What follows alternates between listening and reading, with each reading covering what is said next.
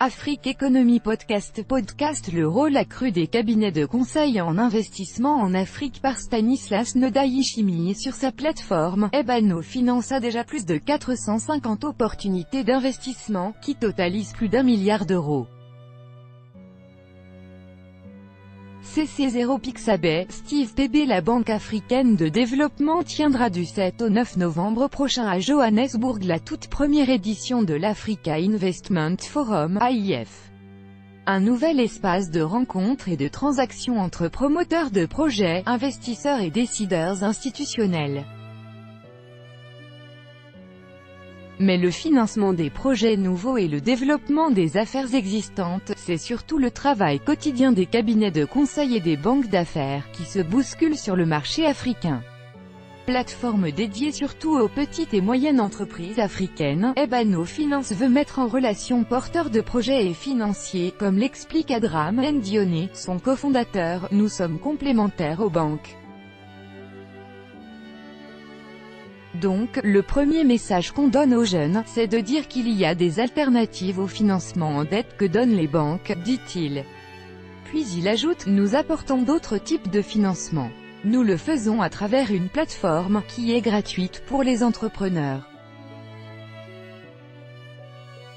Ils s'inscrivent, décrivent leurs projets, leurs besoins et derrière, nos algorithmes et nous-mêmes en personne, nous présentons ces projets aux investisseurs qu'on a, un nouvel arrivant et une affaire déjà conclue s'intéressant plutôt aux grands groupes et au secteur public. Southbridge, créé par Donald Kaberuka, l'ex-président de la Banque africaine de développement et Lionel Zinsou, n'est pas très loin d'une banque d'affaires, selon l'ex-premier ministre du Bénin. Pour l'instant, c'est une société de conseil financier qui s'intéresse aux transactions, et ça c'est beaucoup le secteur privé mais qui s'intéresse aussi à donner des conseils qui peuvent concerner des gouvernements parce qu'il y a une demande assez forte, ou sur le secteur public, c'est-à-dire les entreprises publiques qui ont souvent besoin de financement, parfois d'un peu de restructuration, ou bien pour les gouvernements eux-mêmes pour les politiques publiques.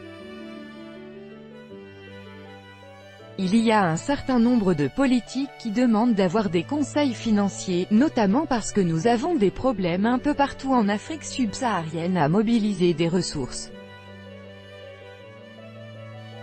Même quand les ressources sont officiellement disponibles, par exemple tout ce qui existe comme financement pour la transition écologique, et parmi les premiers clients de Southbridge figure le groupe hôtelier français Accor et Qatar Hospitality, une société publique du Qatar, qui viennent d'annoncer un fonds de 500 millions de dollars dédié à l'Afrique subsaharienne. Convaincre les banques d'affaires qu'elles n'ont pas l'œil partout. De son côté, la plateforme Ebano Finance doit démarcher des fonds d'investissement et des banques d'affaires, en leur disant qu'elles ne chassent pas sur leur terre, explique Adram Ndione. C'est un peu difficile de les convaincre. Pourtant, on veut leur faciliter leur travail de venir investir en Afrique. On leur explique ce que nous faisons et ce qu'on peut leur apporter. La plupart nous disent « Oui mais, vous faites notre travail ». Mais en réalité on ne fait pas leur travail. Ce qu'on fait simplement, c'est de leur dire « Vous venez, vous êtes déjà présent en Afrique, vous ne perdez pas le contact avec le terrain, vous continuez à sourcer vos propres projets.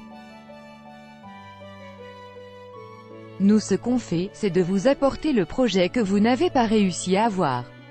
Sur sa plateforme, Ebano Finance a déjà plus de 450 opportunités d'investissement, qui totalisent plus d'1 milliard d'euros. Les premières transactions devraient aboutir avant la fin de l'année 2018, archive 1, 2, 3. Suivant, dernier, Maurice, la filière de la canne à sucre en difficulté confrontée à une baisse de sa valeur sur le marché mondial, la filière sucre devient de moins en moins rentable pour Maurice. L'économie. La difficile relance de la culture du café en rez-de-chaussée en République démocratique du Congo, les autorités parlent de relance de la filière café depuis au moins 3 ans. Mais les progrès, Niger, l'UE veut créer un tissu économique pour dissuader les candidats au départ. Le Niger est un pays stratégique pour les Européens. C'est par là que transitent la plupart des migrants qui veulent rejoindre l'Europe. Gabon, recul des investissements français dans le secteur du bois. Le Gabon a organisé du 20 au 22 juin dernier la première édition du Salon international du bois. Le Gabon Wood Show a regroupé 75 exposants. Guinée, la crise du carburant paralyse le pays. En Guinée, troisième semaine de mobilisation contre la hausse du prix du carburant à la pompe, passé de 8 000 francs guinéens. Maroc, bilan, 2 ans après l'interdiction des sacs plastiques. Après le Rwanda, le Maroc avait été l'un des précurseurs de l'interdiction des sacs en plastique sur le continent. Il y a 2 ans, 1, 2, 3, suivant, dernier plus grand que